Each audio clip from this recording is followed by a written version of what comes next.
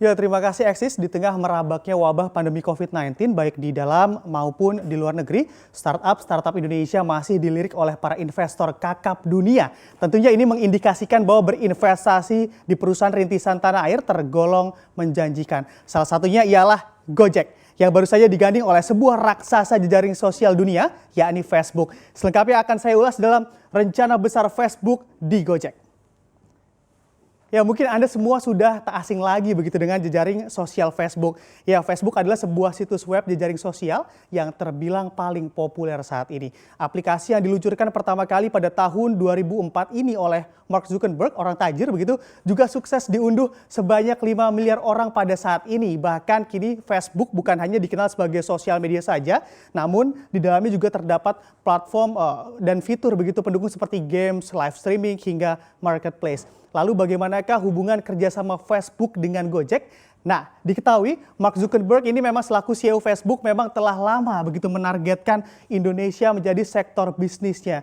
Hal tersebut disebabkan karena Indonesia dianggap sebagai salah satu pasar media sosial terbesar di dunia. Dan hal lainnya pula membuat mata Zuckerberg melihat begitu ke Gojek, yakni Gojek dinilai berhasil merangkul ratusan ribu mitra pengemudi dan pelanggan yang memanfaatkan platformnya sejak 2015. Maka dari itu Facebook pun tak ragu mengeluarkan dana investasinya kepada Gojek pada 30 Oktober 2018. Gojek juga telah mengeluarkan pendanaan seri F-nya. Di awal pendanaan Gojek juga berhasil memperoleh kerjasama begitu dengan salah satu merek besar otomotif asal Jepang dan juga berlanjut masuk nama Google dan Tencent dalam list investornya. Terakhir, Gojek juga berhasil menggait pendanaan dari Facebook dan juga PayPal. Belum ada pengumuman resmi terkait besaran investasi Facebook dan PayPal di Gojek dan juga namun bila diketahui bahwa Gojek tengah menggalang dana investasi mencapai 3 miliar dolar Amerika Serikat atau bila dirupiahkan dengan kurs rupiah 15.000 begitu, nilai investasinya mencapai 45 triliun rupiah. Lalu dengan uang sebesar itu, langkah apa yang ingin dilakukan oleh Gojek? Dan menurut keterangan resmi begitu dari Gojek, kali ini disebut akan digunakan untuk mendukung perusahaan dalam melakukan ekspansi ekonomi digital di Asia Tenggara. Atas hal ini, Gojek juga akan menaruh sebagian uangnya untuk digunakan sebagai pengembangan layanan pembayaran dan juga keuangan. Sedangkan kita juga tahu bahwa layanan pembayaran dan keuangan Gojek saat ini adalah GoPay. Nah, merujuk pembahasan uang digital, diketahui Facebook juga mempunyai proyek besar yang dinamakan Libra begitu. Sedangkan saat ini Facebook malah mendanai Gojek untuk pengembangan GoPay. Lalu bagaimanakah nasib Libra saat ini? Bisa kita lihat di slide berikutnya.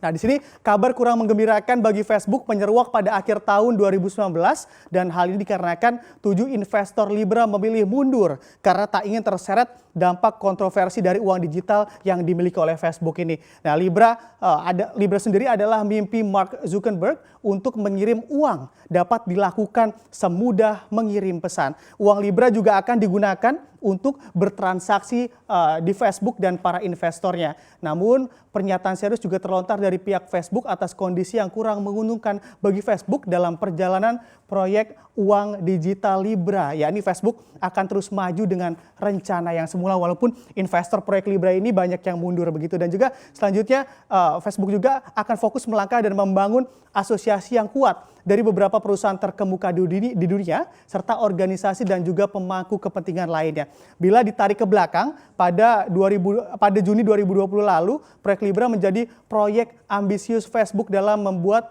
uang digital global. Dalam proyek ini Libra juga membuat asosiasi dari gabungan investor yang tergabung dalam proyek Libra. Namun dalam prosesnya Libra juga mengalami berbagai kendala, yang terberat adalah berbagai macam tantangan dari para regulator gitu. Dan memang Libra ini ditentang oleh banyak regulator. Dan atas kondisi ini, pergerakan dari proyek Libra pun diawasi sangat ketat oleh para regulator global yang juga melempar berbagai pertanyaan serius dan sampai saat ini juga diketahui belum bisa dijawab oleh para pihak Libra begitu, para petinggi Libra. Di akhir tahun 2019, Prancis dan juga Jerman diketahui bersepakat untuk memblokir Libra agar tidak beroperasi di Eropa. Dan sementara itu, pimpinan Federal Reserve Amerika Serikat Jerome Powell juga ikut bersuara dalam hal ini. Powell menyarankan agar proyek Libra tidak dilanjutkan sebelum jauh mengarah kepada hal-hal yang lebih serius menyangkut privasi, pencucian uang, perlindungan konsumen, dan masalah stabilitas keuangan yang harus ditangani. Kondisi ini tentunya membuat proyek Libra semakin rumit begitu dalam pelaksanaannya karena ditentang oleh berbagai pihak. Lalu bagaimanakah perjalanan GoPay di Indonesia? Bisa kita lihat di slide selanjutnya. Nah, di sini berbeda dengan Libra, perjalanan GoPay di Indonesia nampaknya lebih mulus. Sejak mendapat izin dari Bank Indonesia atau BI pada April 2018 lalu, GoPay gencar merangkul banyak mitra hingga saat ini. Terbukti kurang dari 1 tahun dari diresmikannya GoPay, uang digital besutan Gojek tersebut sudah mampu merangkul 240.000 mitra kerja. Dalam hal ini sebanyak 39,58% atau sekitar 95.000 UMKM tergabung di dalam uang digital Gojek, yakni GoPay. Sesuai dengan visinya begitu, GoPay memang ingin memajukan ekonomi Indonesia dari kalangan masyarakat bawah, hingga kini Gojek juga tak henti merangkul UMKM di dalam negeri. Hal ini juga dibuktikan oleh GoPay begitu dengan programnya yang mengarah pada pemberdayaan UMKM di Indonesia dengan menargetkan 35.000 UMKM harus naik level dari usaha kecil menjadi usaha ataupun bisnis yang lebih besar. Karena apabila merujuk pada data begitu ya dari Kementerian Koperasi dan UMKM atau UKM maksud kami, tahun 2018 mayoritas UMKM saat ini berada di tingkat usaha mikro sekitar 98,7%. Untuk itu yang sudah naik ke kategori usaha kecil sekitar 1,20% dan usaha menengah 0,09%. Serta yang terakhir kategori usaha besar yang hanya berpotensi 0,01%. Masih kecil sekali. Tidak berhenti di UMKM, manuver paling mutakhir GoPay saat ini menjadi salah satu alat pembayaran sarana publik seperti pembayaran sekolah, dan ini menjadi pelengkap layanan anak usaha Gojek setelah sebelumnya menjadi alat pembayaran untuk berbagai layanan seperti tagihan listrik, air, BPJS, pembelian aplikasi digital, hingga pembayaran zakat. Dengan adanya berbagai kerjasama yang dilakukan oleh Gojek, diharap bukan hanya perusahaan saja begitu yang mendapat keuntungan, namun Gojek juga dapat membantu pekerjaan pemerintah dalam menggerakkan ekonomi bangsa dari pengembangan bisnis UMKM.